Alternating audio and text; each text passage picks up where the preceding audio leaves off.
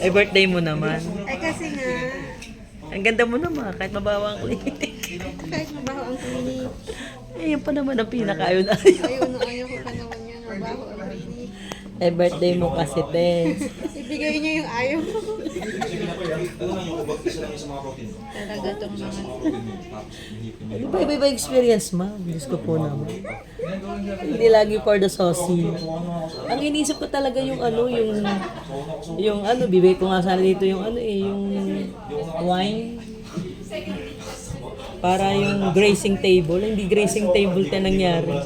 Grazing nga, may ganyan talagang team ng grazing table. Ay, may ganyan din. Filipino. Di ba nung kasal din ni Dada, merong ano, merong Filipino, yung may mga kakanin. Oo, pero ang balak nga namin yung mga salami.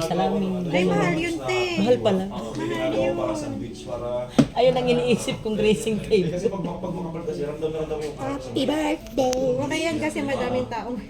Beautiful. Pakainin natin sila. Kakainin nyo sila. Palayas pa rin ka ikaw pagkatapos?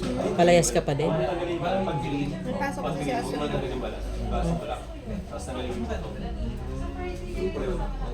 May kukunin pa akong pansit. Ay, nag-order na kayo. Apa. Pero kasi di ba yung sabi na parang mawawala yung gas. Happy birthday to you.